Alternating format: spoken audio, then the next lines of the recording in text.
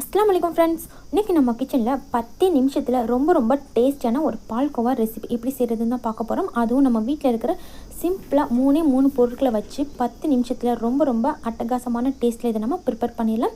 இது வரைக்கும் தமிழ் ஃபன் சேனலை சப்ஸ்கிரைப் பண்ணாத நண்பர்கள் சப்ஸ்கிரைப் பண்ணிக்கோங்க. அப்படியே பக்கத்தில் இருக்கிற பெல் பட்டனை கிளிக் பண்ணிவிட்டு ஆளுங்கிற ஆப்ஷனை கிளிக் பண்ணிக்கோங்க. இப்போ தான் என்னுடைய நியூ அப்டேட்ஸ் டெய்லியும் நீங்கள் உடனுக்குடன் நோட்டிஃபிகேஷன் தான் பார்க்க முடியும். பால்கோவா பண்ணுறதுக்கு இன்றைக்கி நான் 1 கப் அளவுக்கு துருவன தேங்காய் எடுத்துருக்கேங்க. நீங்கள் எந்த ஒரு கப்பில் வேணாலும் மெஷர் பண்ணிக்கலாம். நீங்கள் எந்த கப்பில் தேங்காய் மெஷர் பண்ணுறீங்களோ அதே கப்லேயே மற்ற பொருட்களையும் நீங்கள் மெஷர் பண்ணிக்கோங்க.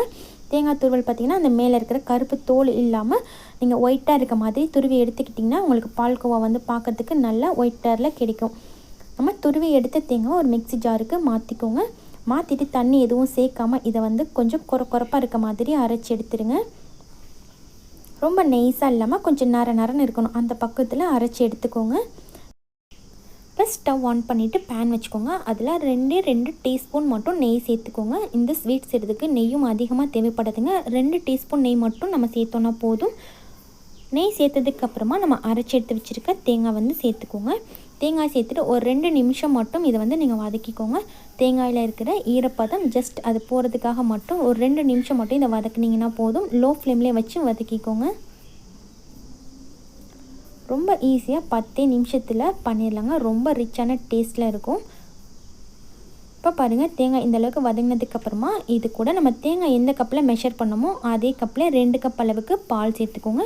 நான் வந்து பசும் பால் தான் ஆட் பண்ணியிருக்கேன். நம்ம பால்கோவாலாம் பண்ணும்போது நம்ம பசும் பாலில் செஞ்சோம் அப்படின்னா அதோடய டேஸ்ட் வந்து ரொம்ப சூப்பராக இருக்கும்.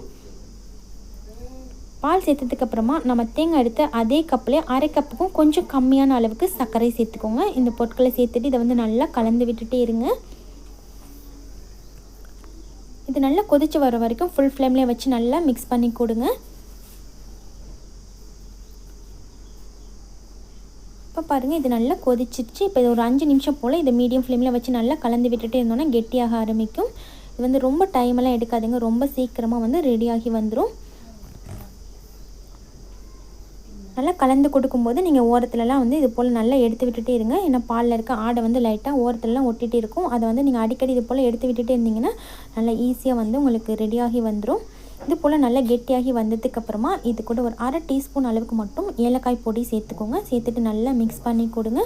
பாருங்கள், ஒரு 10 நிமிஷத்துக்கு அப்புறமா இந்த அளவுக்கு வந்து கெட்டியாகி வந்துருச்சு. இதை வந்து இன்னும் ஒரு 2-3 நிமிஷம் போல் இதை வந்து நல்லா கலந்து கொடுக்கணும். இப்போ அதில் இருக்க ஈரப்பதம் ஃபுல்லாக போய் நல்லா கெட்டியாகி வந்துருச்சு. இந்த ஸ்டேஜில் வந்து நம்ம ஸ்டவ் ஆஃப் பண்ணிக்கலாம். ஸ்டவ் ஆஃப் பண்ணிவிட்டு சர்வ் பண்ணிக்கலாம். ஒரு டேஸ்டியான பால்கோவா, தேங்காய் பால்கோவா சூப்பராக ரெடி ஆயிடுச்சுங்க. டேஸ்ட் பார்த்திங்கன்னா ரொம்ப சூப்பராக இருக்கும். குழந்தைங்கள்லேருந்து பெரியவங்க வரைக்கும் எல்லாருமே வந்து விரும்பி சாப்பிடுவாங்க. இது வரைக்கும் நீங்கள் சுவைக்காத ஒரு டேஸ்ட்டில் இருக்கும். நீங்கள் மிஸ் பண்ணாமல் செஞ்சு பாருங்கள். நம்ம தேங்காய் எந்த கப்பில் மெஷர் பண்ணோமோ அதே கப்பில் உங்களுக்கு 1 கப் அளவுக்கு பால்கோவா கிடைக்கும். நம்ம 1 கப் தேங்காய் துருவல் எடுத்துருந்தோம்னா 1 கப் அளவுக்கு பால்கோவா உங்களுக்கு கண்டிப்பாக கிடைக்கும். இதே அளவில் நீங்கள் செஞ்சு பாருங்கள். இந்த வீடியோ உங்களுக்கு ரொம்ப பிடிச்சிருக்கும் அப்படின்னு நினைக்கிறேன். பிடிச்சிருந்துச்சுன்னா ஒரு லைக் கொடுத்துட்டு உங்கள் ஃப்ரெண்ட்ஸ் கூடவே ஷேர் பண்ணிக்கோங்க. தேங்க்யூ.